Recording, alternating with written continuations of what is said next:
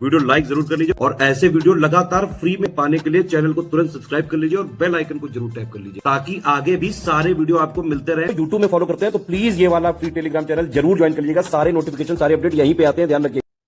Hello everyone, welcome you all to study for civil services. April के इससे पहले के 2 हफ्तों के करंट अफेयर्स तो आप लोगों ने ऑलरेडी मेरे साथ कर लिए हैं। अब हम इसके बाद तीसरे हफ्ते के करंट अफेयर्स को आज की क्लास में स्टार्ट करने वाले हैं। तो अब इसमें हम आगे बढ़ेंगे और आप में से किसी भी बच्चे को अगर इसकी पीडीएफ चाहिए होती है तो ये दिए गए नीचे नंबर्स हैं, इन पे आप कॉल करोगे तो जो भी आपको पीडीएफ चाहिए, जो भी आपको जानकारी चाहिए, वो यहीं पर ही सारी उपलब्ध करा दी जाएगी।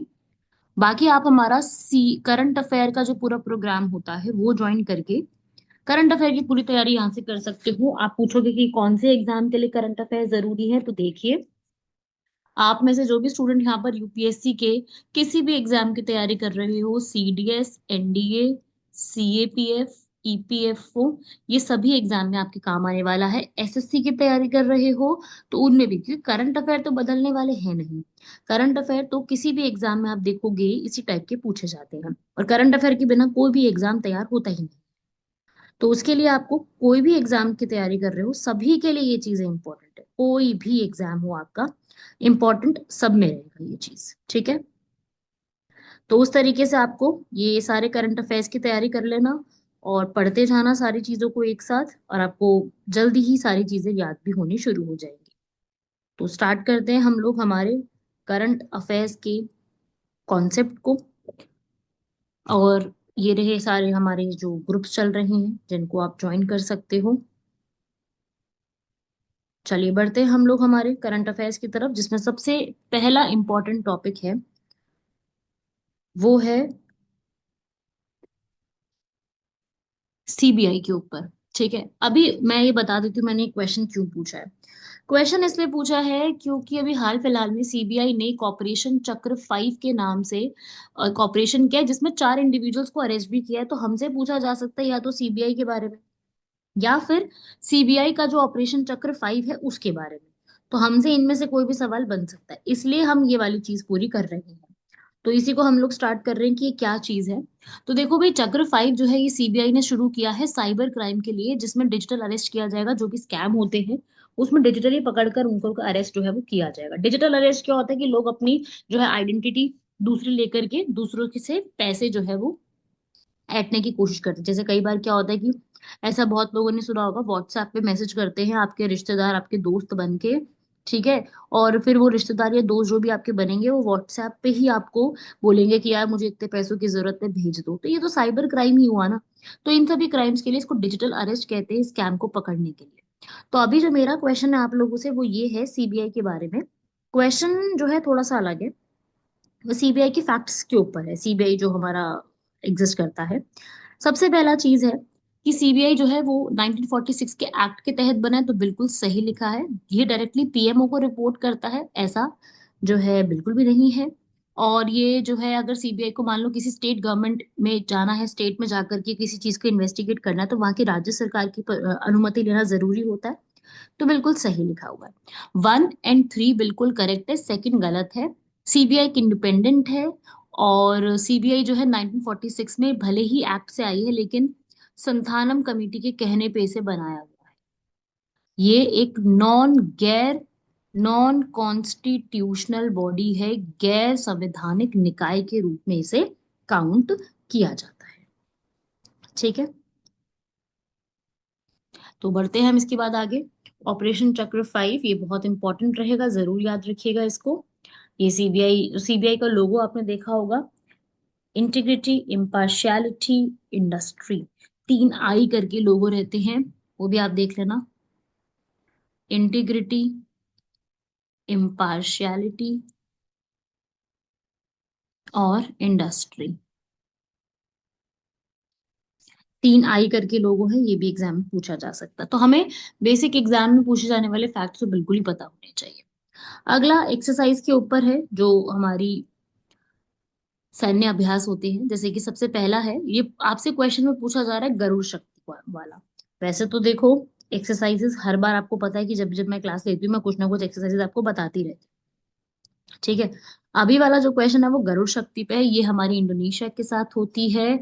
अभी हुई कौन सी है, एक्सरसाइज डस्टलिक हुई है, या पिक्चर देख सकते हो, ये है एक्सरसाइज डस्टलिक। छठा संस्करण है 2025 में, आप देख सकते हो यहाँ पर। मिलिट्री एक्सरसाइज है, अप्रैल 16 को पूरी की गई थी। कहाँ पर, पुणे में। किसके साथ की जाती है डस्टलिक, उज्बेकिस्तान के साथ। एक बार वहां होती, एक बार यहाँ होती है। ठीक है। 2019 से शुरू हुई थी ताकि दोनों देशों के बीच में कोऑपरेशन को बढ़ाया जा सके। कोऑपरेशन ही है सारी चीजें असल में। अगर कोऑपरेशन बढ़ जाएगा तो एक दूसरे की मदद बहुत अच्छे से कर सकते हैं। अगर कभी भी हमें किसी एक दूसरे के लिए मदद करनी है तो बताओ आप कैसे करोगे, वो इसी के तहत आप मदद कर सकते हो, राइट। तो ये मदद करने का ही एक वो रहता है कि हम लोग एक दूसरे से हेल्प ले सके।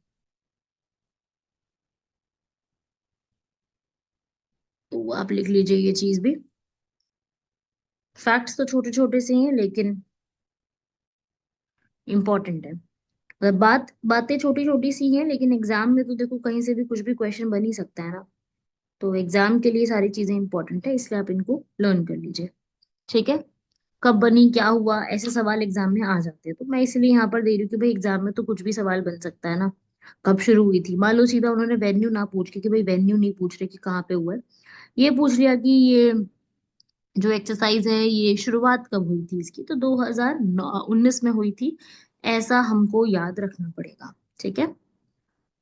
चलिए अगला हमारा जो टॉपिक आता है वो है डायबिटीज के ऊपर। आप लोगों ने सुना तो होगा डायबिटीज में। अच्छा पता है ये वाला क्वेश्चन मैंने क्यों दिया है, क्योंकि अभी हाल फिलहाल में इंटरनेशनल डायबिटीज फेडरेशन की जो एक होती है, एक मीटिंग होती है जिसका नाम है वर्ल्ड डायबिटीज कांग्रेस।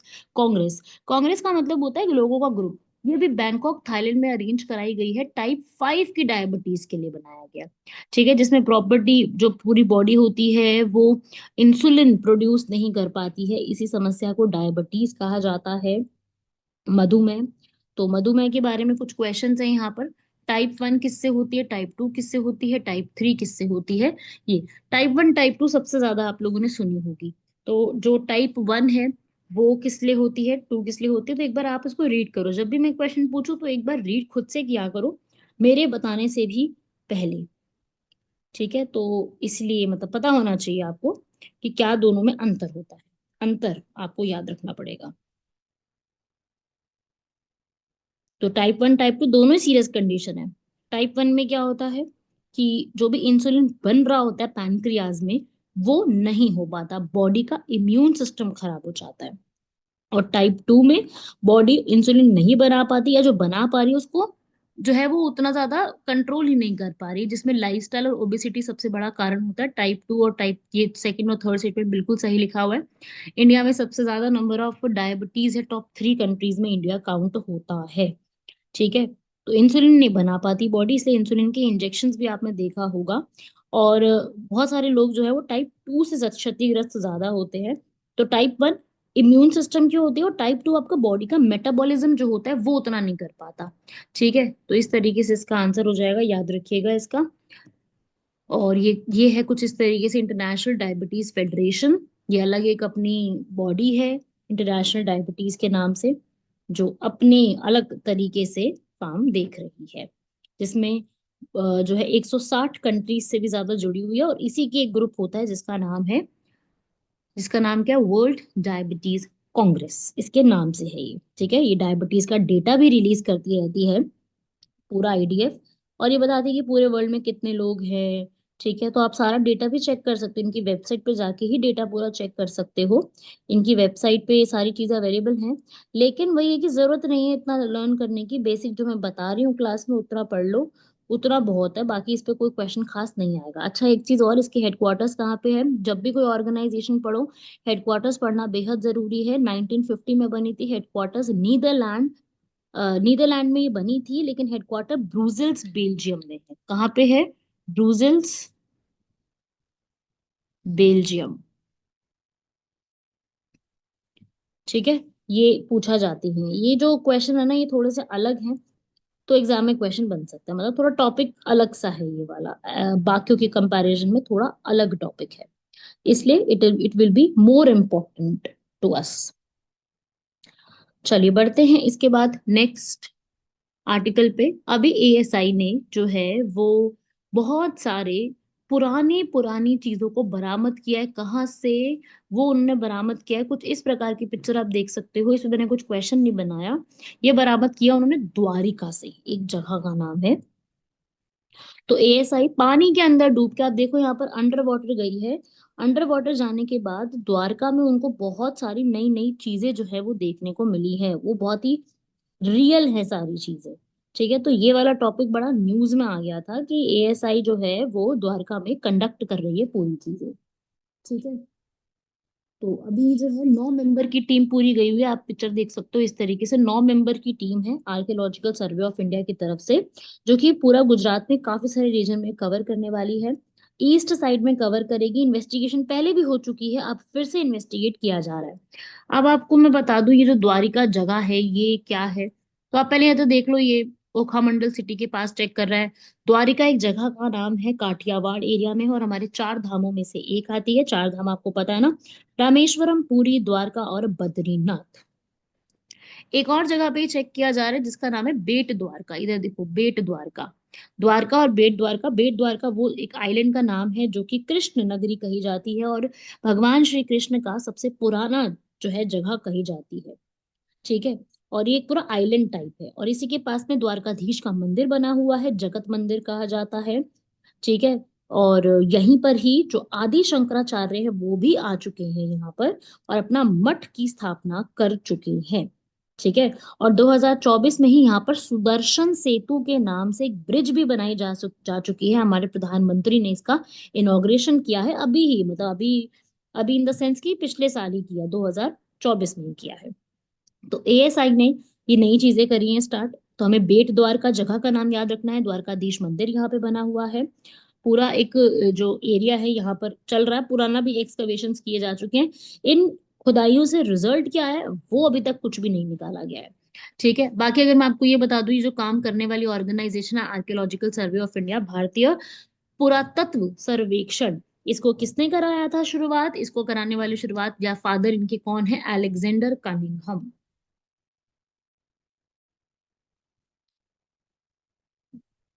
1861 में ये पूरा डिपार्टमेंट बनाया गया है, जो कि आज के समय में जो है वो मिनिस्ट्री ऑफ कल्चर के अंडर ये शामिल है। तो इन्हीं को ही फादर ऑफ आर्कियोलॉजी कहा जाता है। ये खुद ही फर्स्ट डायरेक्टर जनरल भी थे।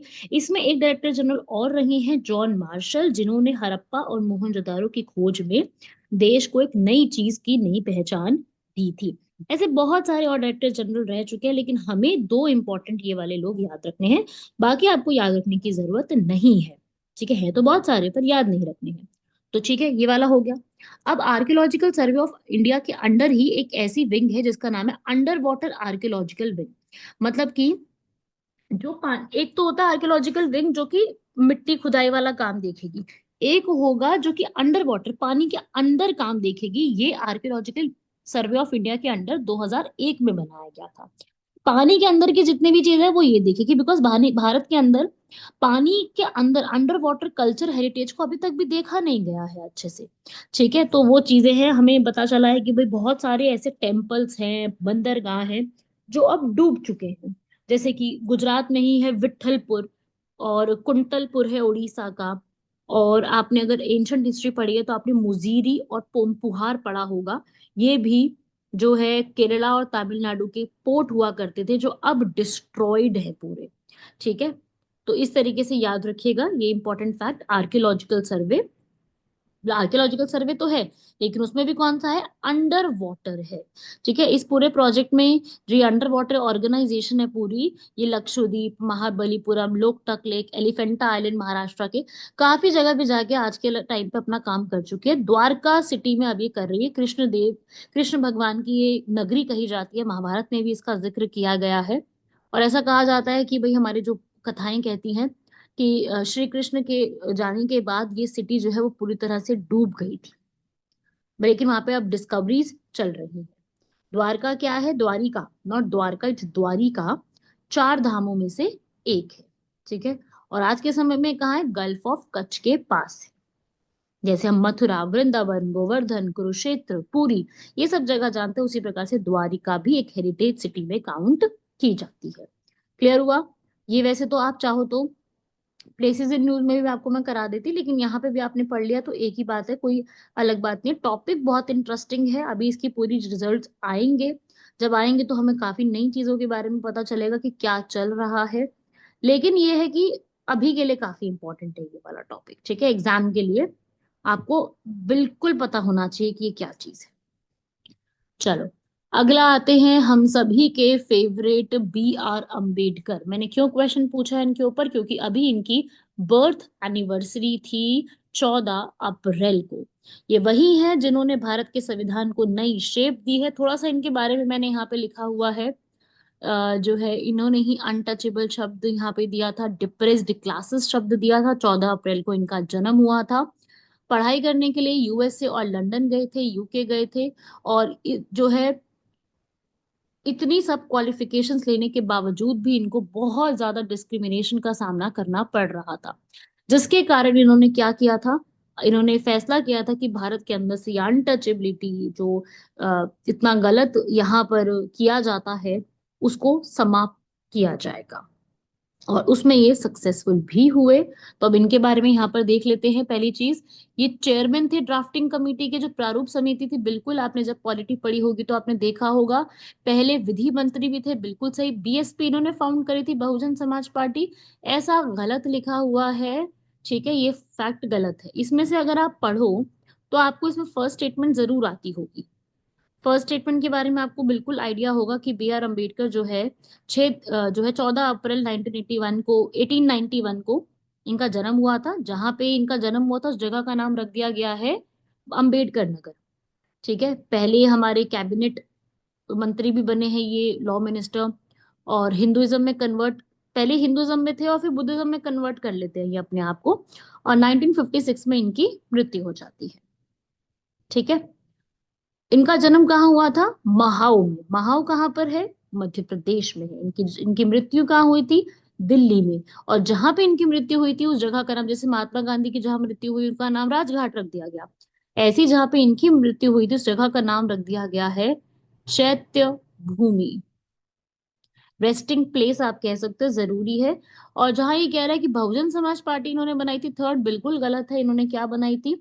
Independent labour party and scheduled cast federation. इनकी पत्नी का नाम था रामाबाई अंबेडकर, जिनकी मृत्यु हो जाती है तो इनकी दूसरी शादी होती है, सविता अंबेडकर इनकी पत्नी का नाम था। ठीक है, और ये भी जो है बुद्धिज्म में अपने आप को कन्वर्ट कर लेती। ये भी एक डॉक्टर हुआ करती थी, एमबीबीएस की डिग्री थी इनके पास। साथ ही साथ जो फर्स्ट स्टेटमेंट है, ड्राफ्टिंग कमेटी, देखो ड्राफ्टिंग कमेटी के टोटल 7 मेंबर्स थे, जिसमें से एक बी आर अम्बेडकर थे। साथ में और भी लोग थे, जैसे कि K M Munshi, Mohammad Saadulla, T T Krishnamachari,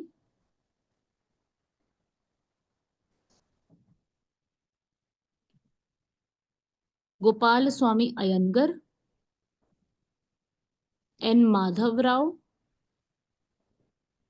और लास्ट है इसमें 1 2 3 4 5 6 हो गए हमारे अम्बेडकर साहब। और सातवें व्यक्ति का नाम है गोपाल स्वामी अयंगर। अच्छा, लिख दे गोपाल स्वामी अयंगर, तो अलादी कृष्ण स्वामी अय्यर। ठीक है, और भीमराव अंबेडकर जी को भारत रत्न भी मिला हुआ है। ये इन्होंने ही पूना पैक्ट गांधी जी के साथ साइन किया था। और कॉन्स्टिट्यूशन में लिखने में तो आपको पता ही है, बहुत बड़ा योगदान है इनका। चलिए, यहाँ तक क्लियर हुआ, यहाँ तक आप रीड कर सकते हो इनके बारे में फैक्ट। इनकी पिक्चर आप सभी लोग जानते होंगे, स्कूल्स में, कॉलेजेस में सर्वपल्ली राधाकृष्णन के साथ साथ इन्हीं की पिक्चर भी रहती थी, अगर याद आ रहा हो आपको कुछ। बाकी इनको कौन नहीं जानता, कौन सा ऐसा स्टूडेंट नहीं होगा जो इनको जानता ना हो। अगला, अब एक रिपोर्ट आई है, बड़ी ही बेहद जरूरी रिपोर्ट है, जिसका नाम है इंडिया जस्टिस रिपोर्ट। ये पहली बात, तो रिलीज कौन करता है? ये रिलीज करता है टाटा ट्रस्ट, बी इसका आंसर हो जाएगा। अभी हाल फिलहाल में ये बताई गई है, जो बताता है कि भारत में जस्टिस मिलने में कितना समय लग जाता है, ये पूरी उसकी रिपोर्ट देता है। टाटा ट्रस्ट अकेले नहीं निकालता, साथ में और बहुत सारे एनजीओज हैं, दक्ष, विधि सेंटर, ऐसे करके एनजीओज भी साथ में मदद करते हैं। ये इकलौती ऐसी रैंकिंग है जो कि जस्टिस के ऊपर बात करती है कि भारत में जस्टिस कितना किस प्रकार से निकाला जाता है। ये हमारी पुलिस, हमारी जुडिशरी और जो प्रिजन में रहने वाले हमारे सभी लोग हैं उनके लिए रैंकिंग निकालता है। तो उस रैंकिंग के हिसाब से हमको कुछ ऐसा जो है वो चीजें पता चली है, बड़ी बड़ी ज्यादा जरूरी चीजें हैं। ठीक है, तो अब हम इसमें देख लेते हैं कि इसमें पूरा इन्होंने क्या बताया है। इन्होंने बताया पहले तो विमेन के बारे में। टोटल पुलिस 21.5% में शामिल है। ठीक है, police officers, prison staff, data सारा आप देख सकते हो सामने। इन्होंने ये सब डेटा बताया है। पुलिस फोर्स जो है बहुत कम है यहाँ पर। मतलब इनके हिसाब से हमारे 831 लोगों पर एक पुलिस वाला है। ठीक है, तो ये बताया है। और इंडिया के जो प्रिजन्स हैं, जो इंडिया के ये है जेल हैं, ये ओवर क्राउडेड है, जहाँ पे कोई भी मेडिकल स्टाफ बहुत कम है। ठीक है, ये भी बताया है इन्होंने। तो काफी सारी चीजें जो है इन्होंने समझाई हैं अपनी इस रिपोर्ट में। तो अभी तक हमें जो रिपोर्ट के बारे में सारी चीजें पता चली हैं, टाटा ट्रस्ट की वेबसाइट से ही मैंने सारी चीजें बताई हैं जो उन्होंने की फाइंडिंग्स करके अपना निकाला है। उस की फाइंडिंग्स में ही सारी चीजें जो है वो देख करके मैं आपको यहाँ पर लिखवा रही हूँ, बता रही हूँ कि इनमें मेन तो विमेन विमेन रिप्रेजेंटेशन। मतलब ये कह रहे हैं कि कोई एक भी ऐसी स्टेट या यूटी नहीं है जहाँ पे विमेन पुलिस फोर्सेस की पूरी हो, जितना हमें चाहिए उतने सभी हैं। बाकी इन्होंने बताया कि सबसे सही स्टेट जो यहाँ पर टॉप करती हैं हर चीज में, कर्नाटका, आंध्रा, तेलंगाना, केरल और तमिलनाडु है। और बिहार वो है जिसमें सबसे ज्यादा पुलिस जो है महिलाएं हैं। ऐसा इन्होंने बताया। और इन्होंने बताया कि प्रिजन के मैनेजमेंट की बात करें तो तमिलनाडु टॉप करता है। लिखते जाना ये सारी चीजें। और इंफ्रास्ट्रक्चर की बात करें तो कोई पुलिस स्टेशन में, बहुत सारे पुलिस स्टेशन है जहाँ पे कोई सीसीटीवी नहीं। और बैकलॉग मतलब कि जितने केसेस पेंडिंग वो तो भरे ही पड़े हैं। बैकलॉग्स तो आपको पता ही है कितने सारे पेंडिंग रहते हैं। तो ये रिपोर्ट जो है वो इन्होंने अपनी हमको प्रोवाइड कराई है। ठीक है भाई, याद कर लीजिएगा इस पूरी रिपोर्ट को जितना मैंने बताया आपको। अगला एक कम्युनिटी के ऊपर क्वेश्चन है जिनका नाम है दावूदी बोहरा कम्युनिटी। मैं आपको पहले पिक्चर दिखा देती हूँ। ये हमारे प्रधानमंत्री से मिले हैं दावूदी बोहरा कम्युनिटी के पीपल। दैट्स वाई मैंने एक क्वेश्चन आपसे पूछा है। तो दावूदी बोहरा कम्युनिटी शिया इस्लाम का ही एक सबसेक्ट है, इस्माइल ब्रांच कहलाती है। 1 मिलियन पूरे वर्ल्ड में है, 40 कंट्री में है ये, जिसमें काफी सारे लोग जो है इंडिया, पाकिस्तान, यमन में रहते हैं। और वही कुरान वही सबसे ज्यादा शिया मुस्लिम में आते हैं। और अरबी भाषा में सबसे ज्यादा ये अपनी बात करते हैं। तो अब यहाँ पर यही एक इसी प्रकार का कुछ क्वेश्चन सा है इसके ऊपर टॉपिक में। आपको पढ़ना है और बताना है बोहरा समुदाय के बारे में। तो सबसे पहला सही लिखा हुआ है, पहली स्टेटमेंट बिल्कुल सही है। और सेकंड, व्यापार में निपुण है और इनके प्रमुख को आगा खान कहा जाता है, ये यहाँ पर गलत लिखा हुआ है। बाकी इसके अंदर जो है वो बाकी दोनों स्टेटमेंट अपने आप में सही लिखी हुई हैं। ठीक है, तो आप यहाँ पे देख सकते हो वही इनका वही सेम शरिया में लिखे हुए इस्लाम की चीजों को फॉलो करना है। कुरान को जो है वो नमाज पढ़नी है 5 दफा। और फास्ट करना है रमजान के महीने में। और मैंडेटरी हज जो है मक्का मदीना में जाना ही जाना है। तो ये वही सेम चीजों को फॉलो किया करते हैं। तो दावोदी बोहरा कम्युनिटी न्यूज में चल रहे थे। ठीक है, यहाँ पे आप इनके बारे में काफी सारे फैक्ट्स वगैरह रीड कर सकते हो, एग्जाम में पूछा जा सकता है। इनकी मेन लैंग्वेज गुजराती की ही एक भाषा है, एक बोली है, लिसान अल दवत वो है। और इनके जो लीडर है ना, यहाँ पे आगा खान लिखा था ना, वो गलत है। लीडर को बोला जाता है अल दाई अल मुकात। मैं स्पेलिंग लिख देती हूँ, अल दाई अल मुतलक, ये बोला जाता है। और 400 साल से जो इनके लीडर हैं वो इंडिया से बाहर हैं। ठीक है, अभी जो इनके लीडर हैं आई थिंक 53rd नंबर के हैं, डॉक्टर सैयदना मुफाद्दल सैफुद्दीन। ठीक है, याद रखिएगा ये वाली चीजें। फैक्ट्स एग्जाम में आ सकते हैं। दाऊदी बोहरा कम्युनिटी न्यूज में चल रही थी। इस्माइल ब्रांच याद रखिएगा। और साथ ही साथ वेस्ट इंडिया में आपको ये ज्यादा देखने को मिलेंगे। और इन्होंने जो है, अच्छा ये अभी जो मीटिंग हुई है जो आपको मैं बता रही हूँ, मीटिंग हुई क्यों है, ये दावोदी बोहरा कम्युनिटी के जो लोग हैं यहाँ पर मिले हैं उनसे। जो वक्फ अमेंडमेंट बिल आया ना अभी 2025 का, उसमें अपनी बात को रखने के लिए ये यहाँ पर मिले हैं। ठीक है, लीडर का नाम याद रखिएगा। और ज्यादातर ये जो है क्या है, बिजनेसमैन के रूप में ही आपको देखने को मिलेगा। और ये बहुत ही पीस लविंग जो है वो काउंट किए जाते हैं। वही इनकी एक सोच है कि अल्लाह ताला एक ही है। और लैंग्वेज याद रखिएगा,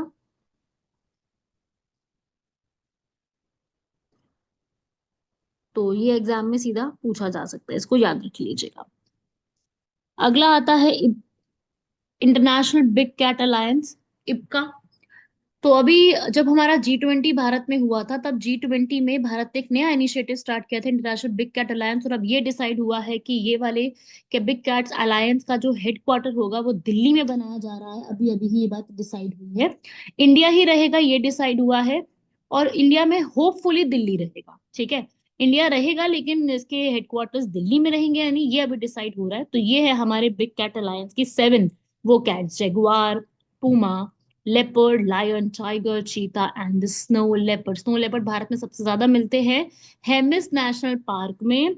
इसे snow leopard capital of the world भी बोला जाता है, ठीक है। तो ये इसलिए न्यूज में चल रहे थे, आप देख लो। इस ये क्वेश्चन बन सकता है कि इसको फाउंड करने वाले कंट्रीज के नाम, इंडिया, लिबेरिया, ईस्वातिनी, सोमालिया और निकारागुआ। जो ईस्वातिनी है ये साउथ अफ्रीका में पड़ने वाली एक कंट्री है, साउथ अफ्रीका में ये कंट्री आती है। और सोमालिया अफ्रीका कॉन्टिनेंट में आती है। निकारागुआ, निकारागुआ ये जो आता है वो उधर है सेंट्रल अमेरिका में।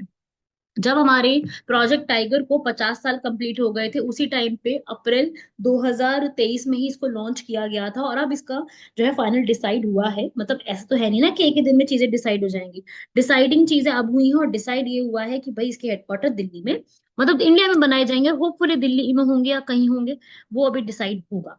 ठीक है, तो ये वाला क्वेश्चन था कि आपको बताना है इनमें से कौन सी बिग कैट्स को इंक्लूड किया गया है। ठीक है, तो इसमें कौन कौन सी है, 5 ही तो है। लायन, टाइगर, स्नो लेपर्ड, चीता, जेगुआर, सारी ही तो है। अभी तो यहाँ देखो ना, लायन भी है, चीता भी है, और लेपर्ड भी है, जेगुआर भी है, और स्नो लेपर्ड भी है। तो याद हो जाएगा ये चीज भी एग्जाम के लिए, ठीक है। याद कर लीजिएगा जरूर सभी लोग इन फैक्ट्स को, ये बड़ा इंपॉर्टेंट रहने वाला है, एग्जाम में आ सकता है इस पे। और लास्ट आज हमारा टॉपिक है वो मैं आपको, वैसे तो आप में से बहुत बच्चों को पता होगा कि जो हमारा सिविल सर्विसेज डे होता है वो कब मनाया जाता है। 21 अप्रैल को मनाया गया है अभी ही। मतलब जब ये वीडियो मैं रिकॉर्ड कर रही हूँ उससे एक दिन पहले ही बनाया गया, मैं 22 तारीख को रिकॉर्ड कर रही हूँ वीडियो। तो ये उसी टाइम मनाया गया, 21 तारीख को। तो क्यों मनाया जाता है इस दिन, हुआ क्या था इस दिन। इस दिन हमारे जो सबसे पहले होम मिनिस्टर और deputy prime minister Sardar Vallabh भाई पटेल है, उन्होंने मेटकैफे हाउस दिल्ली में जो बना हुआ है वहां पर जो है स्पीच में इंडियन आईएएस ऑफिसर्स के ऊपर स्पीच दी थी, और उनको स्टील फ्रेम ऑफ इंडिया कहा था। और 2006 से जो विज्ञान भवन में इसका अनाउंसमेंट किया गया था कि इस दिन हम लोग नेशनल सिविल सर्विसेज डे मनाएंगे, तब से ये चीज आज भी चलती आ रही है। हमारे सिविल सर्विसेज के एस्पिरेंट्स और सिविल सर्विसेज की जो प्रिपेयर कर रहे हैं उनको इसके बारे में जरूर पता होगा, राइट। जिनको नहीं पता वो अभी याद कर लेंगे इस चीज को, ठीक है। तो अभी हाल फिलहाल में ये पूरा ऑर्गेनाइज किया गया है, एग्जाम के लिए इंपॉर्टेंट रहेगा। छोटा सा टॉपिक है लेकिन इंपॉर्टेंट है, मतलब आपको एक इन्फॉर्मेशन जरूर होनी चाहिए कि ये कब बनाया गया है, क्या चीज है। और ये भी बताया कि भाई आईएएस के जो तो 2023 का बैच है उसमें 74 विमेन ऑफिसर्स निकल के आई हैं, दैट मीन्स विमेन पार्टिसिपेशन बढ़ रही है, ऐसा इनका बताना है। बाकी एक हमारा सिविल सर्वेंट्स की ट्रेनिंग के लिए लवासना तो जाते ही हैं, बाद में उनकी ट्रेनिंग के लिए एक मिशन भी और स्टार्ट किया गया है, मिशन कर्मयोगी। याद रखिएगा, सिविल सर्विस एस्पिरेंट्स के लिए, मतलब सिविल सर्विस सर्वेंट्स के लिए शुरू किया गया, नॉट एस्पिरेंट्स, ठीक है। जिसके अंदर लार्ज स्केल उनकी कॉम्प्रिहेंसिव लर्निंग कराई जाएगी, और कॉम्पिटेंसी पे फोकस कराना, ट्रेनिंग में सिर्फ लिख करके नहीं चीजों को करवाना मेन फोकस रहेगा। तो ये सब चीजें इसके अंदर ही आती हैं, राइट एवरीवन। तो ये था हमारे आज के पूरे करंट अफेयर्स को, ये हफ्ते के करंट अफेयर्स जो इंपॉर्टेंट वाले थे वो हैं। बाकी जो बचे हुए होंगे वो आपको अलग से जो मंथली करंट अफेयर्स आते हैं उसमें भी कवर कराए जाएंगे। तो आप लोगों ने तो यहीं तक कवर करने हैं सारे, और उसके अलावा ये पूरा हो जाएगा तो अब आप सभी लोग जो मंथली करंट अफेयर्स है वो करोगे। अभी तो ये तीसरे हफ्ते के करंट अफेयर चल रहे हैं, तीनों हफ्तों के करंट अफेयर्स अब रिवाइज कर लो। संडे के दिन बैठ के करंट अफेयर भी सुना करो और रिवाइज भी किया करो पुराने, वरना भूलना शुरू हो जाओगे।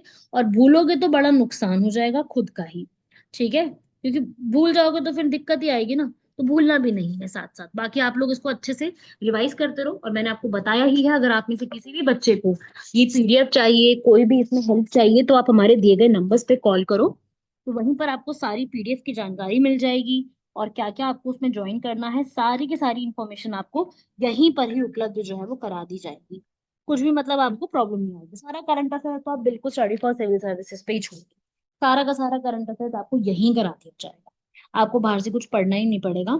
इवन आपकी मेंस की तैयारी भी यही हो जाएगी। कंटेंट हमारा बहुत ज्यादा अच्छे तरीके से लिखा गया है टीम द्वारा, तो आपका कहीं पर भी कुछ भी छूटेगा नहीं। राइट। चलिए मिलते हैं आप लोगों से इसके नेक्स्ट लेक्चर में, चौथे हफ्ते के करंट अफेयर्स के लिए। तब तक के लिए धन्यवाद, शुक्रिया, जय हिंद।